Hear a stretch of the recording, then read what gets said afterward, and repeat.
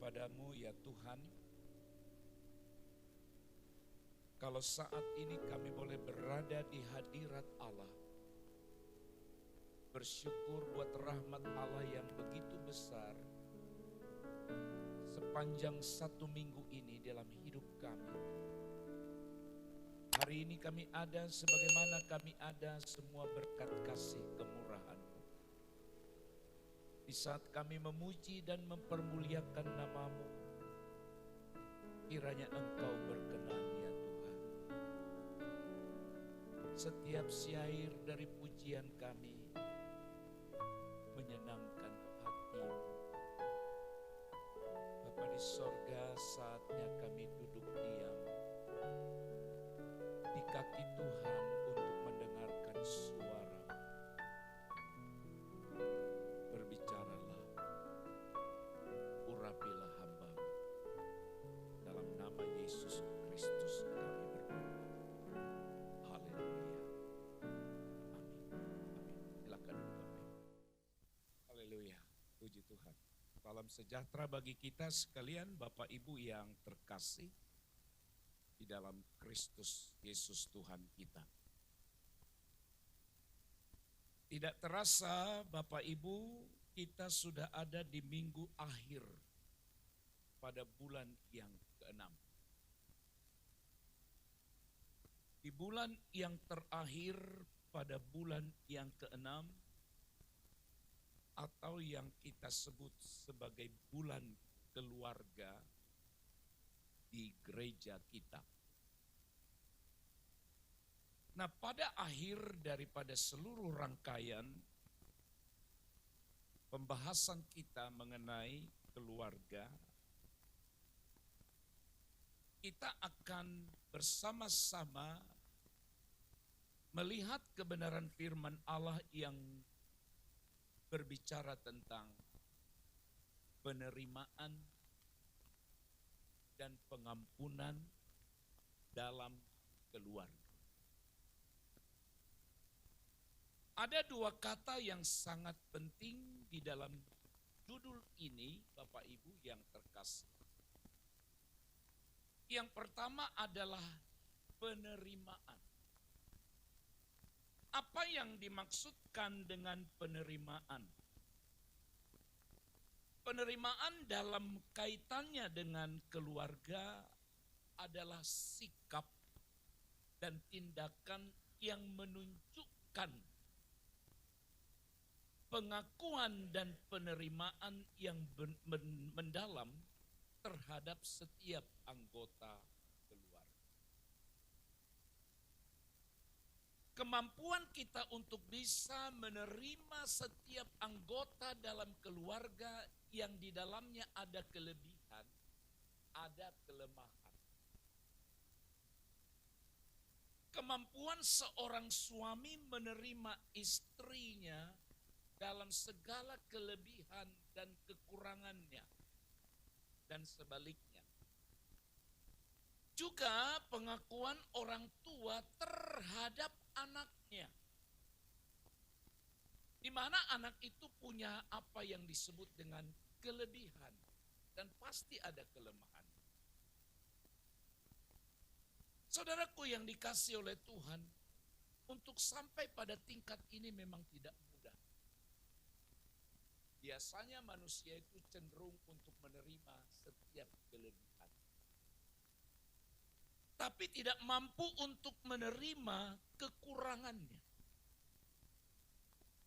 Itu sebabnya hari ini kita akan berbicara bersama-sama sebab penerimaan dalam keluarga itu atau kemampuan seseorang mampu menerima setiap anggota dalam keluarga akan menciptakan keluarga itu menjadi keluarga yang bahagia. Lalu kata yang kedua, saudara, adalah pengampunan. Pengampunan itu kalau kita bicara pengampunan berarti yang kita pikirkan yang pertama, pernah ada orang salah. Pernah ada orang bersalah. Ketika ada orang bersalah dan mau kita menerima kembali setelah melalui proses Sebutlah proses pengakuan, penyesalan, dan berkata aku tidak melakukannya lagi. Walaupun sebelumnya menyakitkan. Tapi ketika ada proses rekonsiliasi, maka saudara-saudara orang akan menerimanya. Siapa di antara suami yang hadir di sini tidak pernah salah? Siapa? Sehingga kesalahannya bisa diterima kembali oleh istri. Siapa di antara ibu-ibu yang hadir di sini sebagai istri tidak pernah salah? Pasti salah dan suami kembali mau menerimanya. Siapa di antara kita sebagai orang tua yang tidak mempunyai anak tapi tidak pernah salah? Pasti dia pernah salah, pasti pernah melakukan sesuatu yang sangat-sangat tidak baik. Tapi kita kembali bisa menerima dia apa adanya. Saudaraku yang dikasih oleh Tuhan, berbicara mengenai penerimaan dan pengampunan dalam keluarga. Kenapa sangat penting saudara-saudara dan kenapa harus dilakukan? Nah, saudara-saudara, kembali kita kepada pemahaman lama yang biasa yang sudah sering kita percakapkan bahwa keluarga itu adalah tempat di mana kasih, kerjasama, dan kehangatan atau yang disebut beberapa minggu yang lalu sentuhan kasih, kasih mesra seharusnya hadir di dalam keluarga kita. Namun saudara-saudara seringkali dalam hubungan keluarga terjadi kesalahpahaman, terjadi pertengkaran, terjadi kekecewaan. Nah, hari ini bersama-sama kita belajar bahwa penerimaan dan pengampunan harus dilakukan dalam keluarga. Kita akan melihat bersama-sama bagaimana Alkitab mengajarkan kepada kita pentingnya penerimaan dan pengampunan. Sebagaimana yang tertulis dalam Alkitab, dalam Injil Lukas pasal 15. Ayat yang ke-11 sampai ayat yang ke-32 yang dikenal dengan perumpamaan tentang anak yang hilang.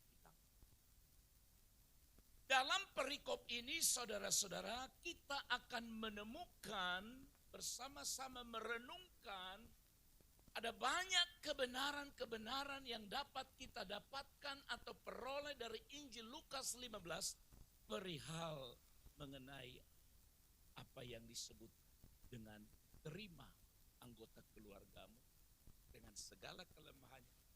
Beri dia pengampunan kalau dia pernah salah. Yang pertama Bapak Ibu yang kekasih dalam Kristus. Dalam pasal ini kita berhadapan dengan apa yang disebut dengan persoalan dalam keluarga. Ayatnya yang ke-11 sampai 13 firman Allah berkata dalam Injil Lukas 15, 11 sampai 13. Yesus berkata lagi, seseorang mempunyai 2 anak laki-laki. Kata yang bungsu kepada ayahnya, Bapa, berikanlah kepadaku bagian harta milik yang menjadi hakku. Lalu ayahnya membagi-bagikan hartanya di antara mereka. Ayat 13. Beberapa hari kemudian anak bungsu itu menjual seluruh bagiannya lalu pergi ke negeri yang jauh. Di sana ia memboroskan harta miliknya itu dengan hidup berfoya-foya. Nah, saudara-saudara, kita melihat di bagian yang pertama ini adanya persoalan dalam keluarga.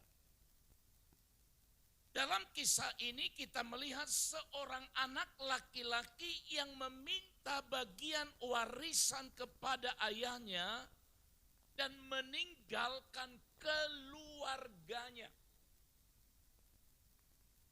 Dan Alkitab juga berkata bahwa ia hidup dalam kesia-siaan dan kemewahan, menghamburkan semua harta yang diberikan padanya. Inilah persoalan. Supaya kita paham ada apa dengan kisah ini, lalu nanti pada akhirnya jadi seperti apa. Nah saudara-saudara, adanya penerimaan dan adanya pengampunan karena ada persoalan. Kalau tidak ada masalah, tidak ada persoalan, memang tidak perlu membahas penerimaan dan juga pengampunan. Persoalan pertama, saudara-saudara, yang dihadapi oleh keluarga ini adalah ketidaksabaran sang anak. Keinginan untuk mendapatkan apa yang seharusnya diberikan pada dia, tapi bukan saat itu. Ada waktu kemudian di mana dia akan mendapatkan dan memperolehnya. Ini persoalannya.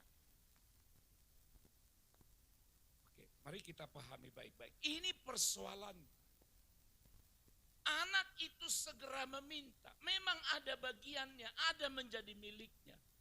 Tapi saudara-saudara, itu belum waktu dia untuk menerima, meminta itu kepada ayahnya. Belum waktunya.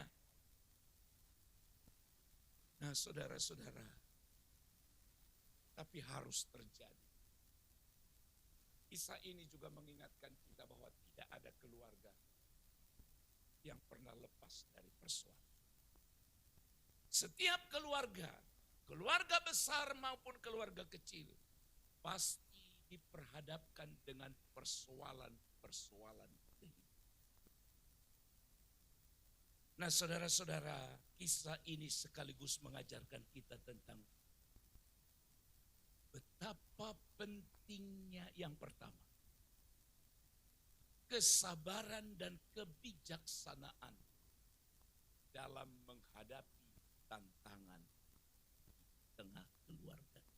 Ini kebenaran pertama. Persoalan pasti ada, disebabkan oleh keinginan, ketidaksabaran. Kalau ada, memang kita tidak mengharapkan seperti ini terjadi dalam keluarga kita, tidak mengharapkan. Tapi kalau terjadi, apakah kita akan mengusir anak itu? Dalam konteks ini seorang anak, apakah kita akan mencoret nama dia dari keluarga? Saudara, bicara mengenai penerimaan dan pengampunan, maka menuntut kita yang pertama, sabar. Miliki dan minta kebijaksanaan dari Allah dalam menghadapi tantangan di tengah keluarga.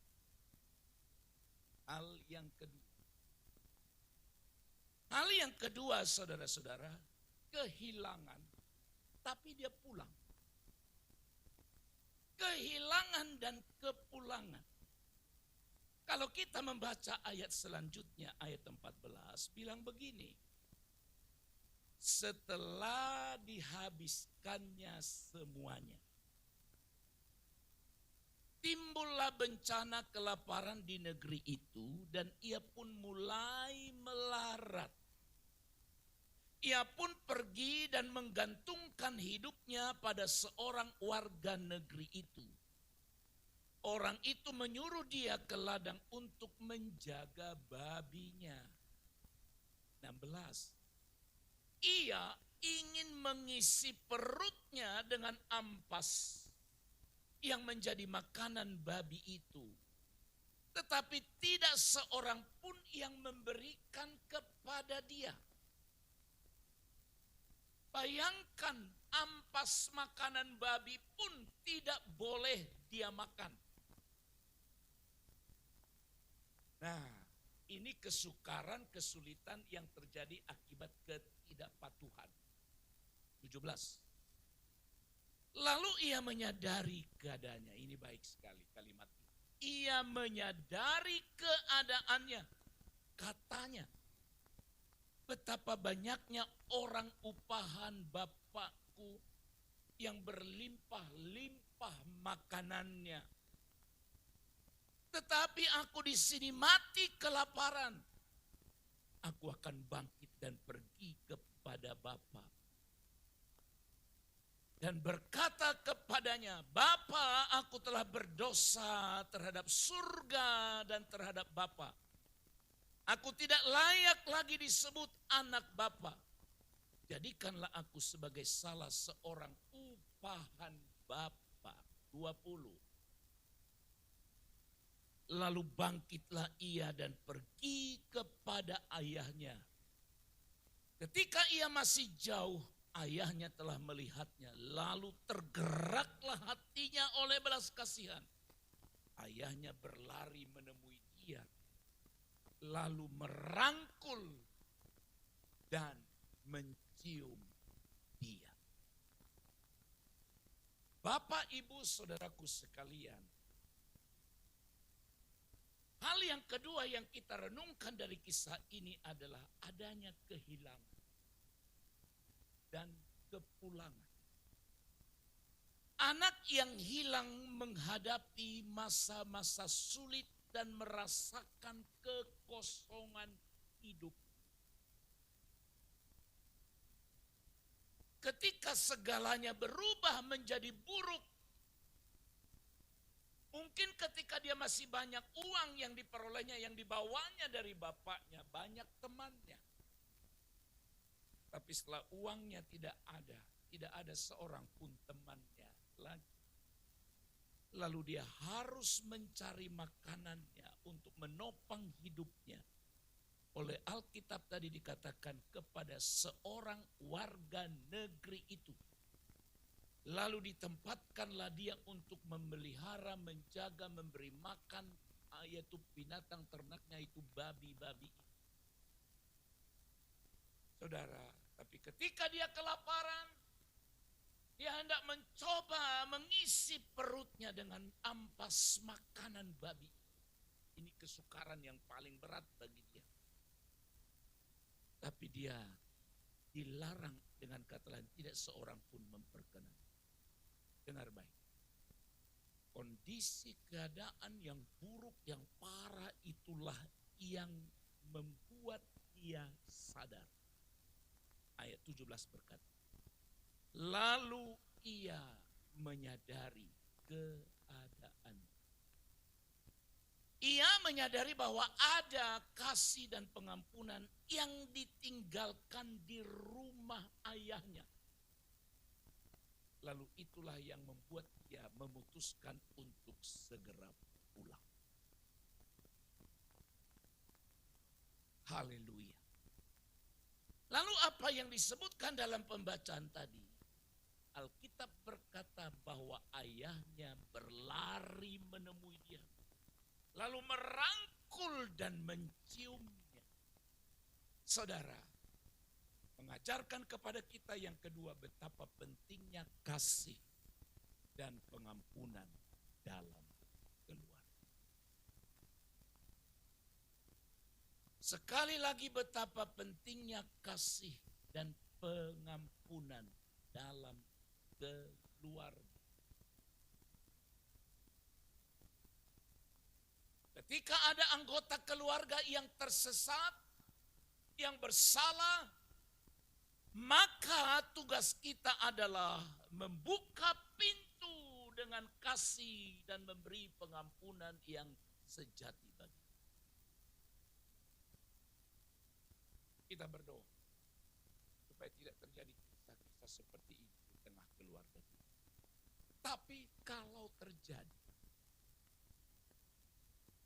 perumpamaan ini mengajarkan kita supaya kita membuka pintu, mempersilahkan, menyambut dia, dan itulah yang hendak diajarkan dalam perumpamaan. Pengampunan yang sejati. Ada keluarga-keluarga yang mendendam karena kesalahan salah satu anggota keluarga itu. Memang dia salah. Memang dia salah dan dia sudah mengakui, sama seperti anak yang hilang ini. Dia pun sadar dan berkata, aku telah berdosa terhadap surga dan terhadap Bapa. Aku tidak layak lagi disebut anak Bapa, tidak layak. Dia sampai pada keadaan paling rendah dalam diri dan berkata, aku berdosa terhadap sorga. Dengan kata lain dia mau berkata, aku berdosa terhadap Allah, juga berdosa terhadap Bapa, dan aku tidak layak disebut lagi anak.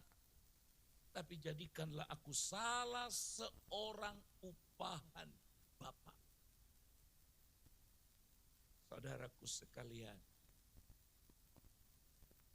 ini yang hendak kita pahami bersama-sama. Adakah suamimu pernah bersalah? Adakah istrimu pernah bersalah? Adakah anakmu pernah bersalah? Adakah orang tuamu pernah bersalah? Terimalah dia. Beri dia pengampunan. Karena memang seperti itulah jalan hidup yang harus dihadapi. Yang ketiga. Kebenaran yang ketiga adalah adanya sikap kepedulian dan penerimaan. Ayat 20 tadi sudah saya baca, saya lanjut sampai ayat 24. Kata anak itu kepadanya, Bapa. Ini ayat 21. Bapa, aku telah berdosa terhadap surga dan terhadap Bapa. Aku tidak layak lagi disebut anak Bapa. Namun ayah itu berkata kepada hamba-hambanya, lekaslah bawa kemari jubah yang terbaik. Sudah berbuat salah, sudah mempermalukan keluarga, sudah hancur-hancuran hidupnya pulang. Bapaknya bilang apa? Bawa kemari jubah yang terbaik. Satu, kedua. Pakaikanlah itu kepadanya. Kemudian kenakanlah cincin pada jarinya dan sepatu pada kakinya. 23, ambillah anak lembu yang gemuk itu, sembelilah dan marilah kita makan dan bersukaria. Ayat 24. Sebab anakku ini telah mati dan kini hidup kembali. Ia telah hilang dan kini ditemukan kembali. Lalu mulailah mereka bersukaria. Saudaraku sekalian, ayah dalam kisah ini atau dalam perumpamaan ini, ayah yang disebut sebagai gambaran Tuhan, gambaran Allah yang penuh belas kasihan dan penyayang. Ketika ia melihat anaknya yang hilang kembali, ia berlari kepadanya dengan penuh kasih, memeluknya, menciumnya, memberi pakaian, memberi cincin, memberi sepatu yang terbaik baginya.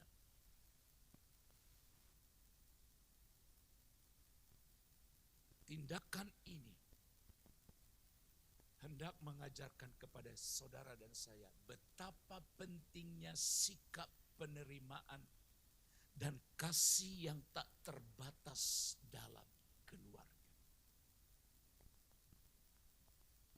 Memang mengampuni itu tidak mudah, Bapak Ibu. Tidak mudah. Allah lebih mudah mengampuni daripada manusia. Sekali lagi ya, Allah itu mudah sekali mengampuni.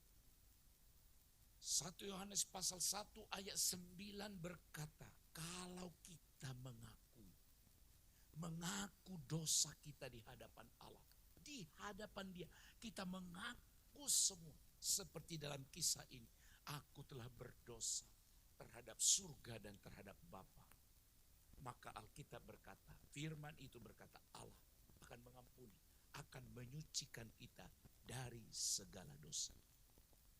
Kenapa saya bilang Allah lebih mudah mengampuni daripada manusia? Manusia mau mengingat kembali. Manusia mau mengungkit-ungkit kembali. Tapi Allah melupakannya, mengampuninya, menyucikan kita, membersihkan itu daripada hidup kita. Mari kita belajar bersama-sama. Saya mau ulang sekali lagi kalimat ini. Orang yang sulit mengampuni adalah orang yang merasa dirinya tidak pernah salah. Tapi orang yang siap dan suka memberi pengampunan adalah dia orang yang sadar bahwa dirinya juga ada kelemahan. Sadar dia juga bisa bersalah. Sadar dia juga ada dosa. Itulah orang yang mau mengampuni. Tapi kalau orang tidak mau mengampuni, dia sadar, dia merasa dirinya sempurna tanpa kesalahan. Saudara, sebagai keluarga, kita dipanggil untuk menerima dan mencintai satu sama lain tanpa memandang masa lalu dan kesalahan yang pernah terjadi di dalam hidupnya. Mungkin pernah anakmu melukai hatimu, seperti dalam kisah ini. Terimalah dia, ampuni dia. Mungkin suamimu pernah melukai hatimu, hai istri. Mungkin istrimu pernah melukaimu, hai para suami. Hari ini, kisah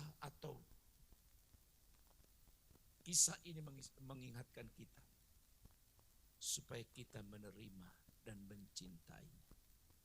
Sama seperti Allah yang mau menerima saudara dan saya, yang mau mengasihi kita, yang mau mengampuni dosa-dosa kita.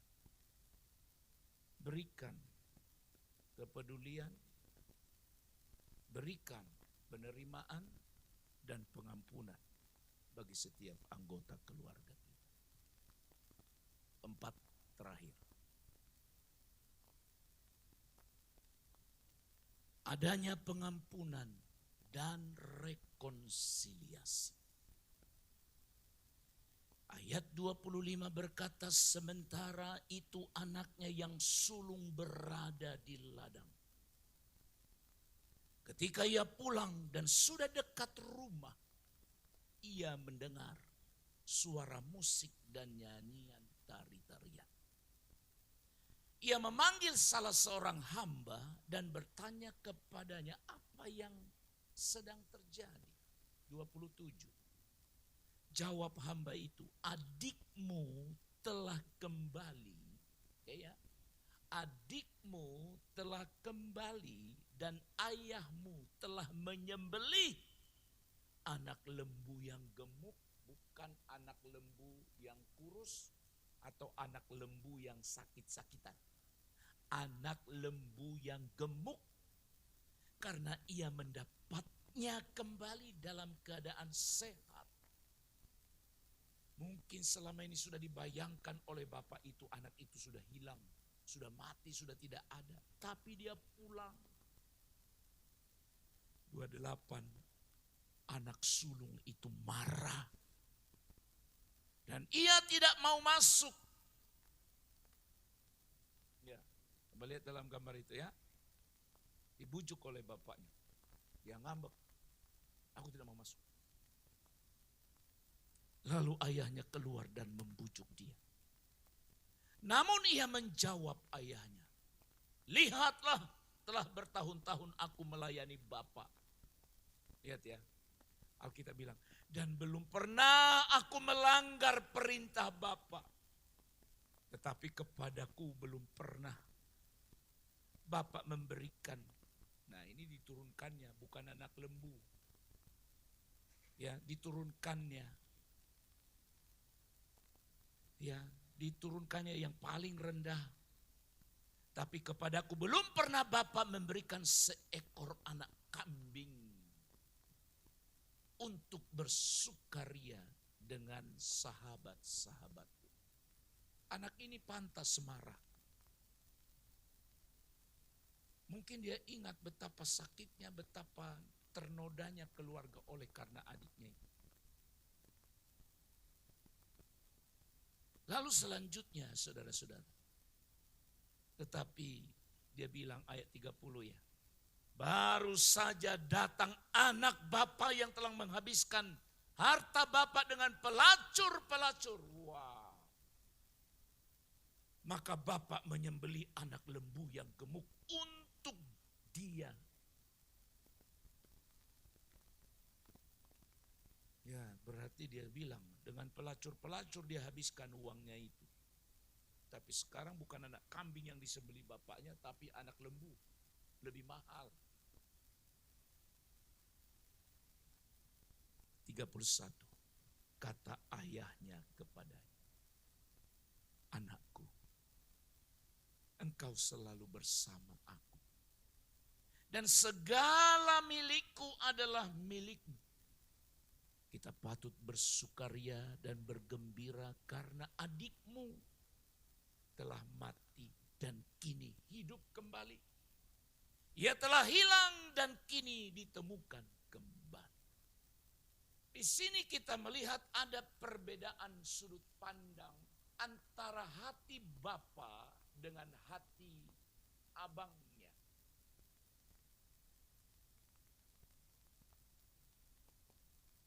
Bapaknya merasa jauh lebih mahal nyawa anak ini daripada kesalahannya. Sebab di pemandangan dia, anak itu mungkin tidak akan balik lagi atau akan mati di negeri orang. Saudara, kita melihat di akhir kisah ini. Di akhir kisah ini, kita melihat seorang kakak yang merasa tidak adil dengan penerimaan dan pengampunan yang diberikan oleh ayahnya kepada sang adik yang hilang. Ia enggan untuk mengampuni dan menerima kembali saudaranya. Tapi yang mau kita teladani adalah sikap ayah ini.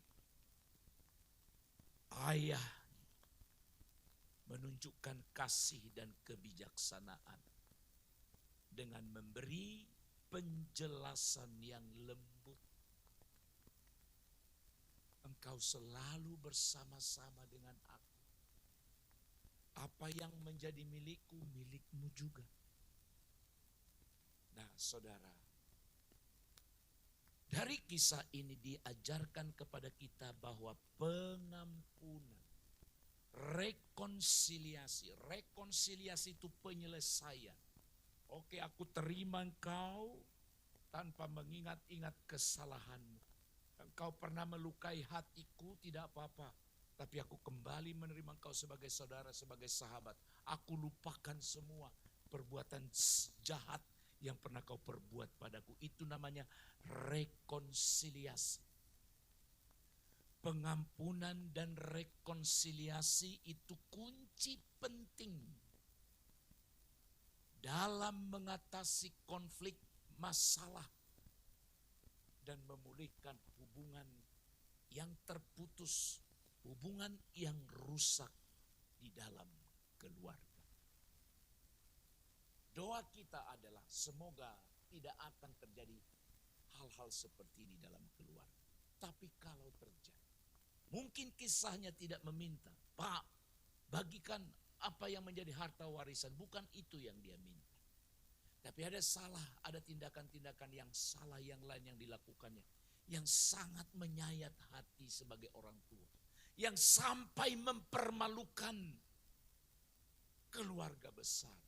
Tapi kisah ini mengingatkan kita betapa pentingnya kita untuk memberikan pengampunan dan rekonsiliasi. Oleh sebab itu saudara-saudara, bersama-sama kita renungkan betapa kita harus berjuang untuk memberi, melakukan penerimaan dan pengampunan dalam keluarga kita. Dengan yang pertama, ingat dan sadari pentingnya kesabaran dan kebijaksanaan dalam menghadapi tantangan keluarga. Seringkalinya orang tua itu sampai begini, mengelus dada. menarik, menghela napas dalam-dalam. Oleh karena perbuatan anggota-anggota keluarga itu. Tapi firman ini mengingatkan kita. Kedua, kita harus ingat juga betapa pentingnya kasih dan pengampunan dalam keluarga. Ketiga, betapa pentingnya sikap penerimaan dan kasih yang tak terbatas dalam keluarga. Keempat, pentingnya pengampunan dan rekonsiliasi dalam mengatasi konflik. Konflik itu persoalan, permasalahan, dan memulihkan hubungan yang terputus dalam keluarga. Memang kita tidak tahu lagi kisah selanjutnya dari kisah ini. Karena kisah ini ditutup dengan kalimat, ia telah mati dan kini hidup kembali. Ia telah hilang dan kini ditemukan kembali. Apakah anak abangnya, kakaknya itu menerimanya? Tidak tahu lagi kita selanjutnya. Tapi penjelasan sang ayah itu menjadi sangat penting. Jadi saudaraku sekalian, kisah anak yang hilang ini mengingatkan kita akan pentingnya penerimaan dan pengampunan dalam keluarga. Kita harus belajar dari kasih dan pengampunan Allah yang tak terbatas terhadap kita sebagai anak-anaknya. Seperti itulah sesungguhnya kita kalau sadar sering kalinya kita melukai hati Bapa di sorga. Menyakiti hati dia, mempermalukan nama dia. Tapi dia terima, dia ampuni kita kembali. Dan juga kisah ini mengingatkan kita kasih Allah yang tak ada duanya. Oleh sebab itu, mari kita mencontoh kasih dan pengampunan itu dalam hubungan keluarga kita. Juga mari kita bersikap sabar untuk menerima dengan tangan terbuka dan siap memberi pengampunan yang sejati bagi semua anggota keluarga. Maka percayalah dengan cara ini kita dapat membangun kembali keluarga yang penuh kasih, damai, harmonis, yang mencerminkan kasih dan pengampunan Tuhan dalam hidup kita. Amin. Mari kita bangkit berdiri. Kami bersyukur dan berterima kasih kepadamu Tuhan.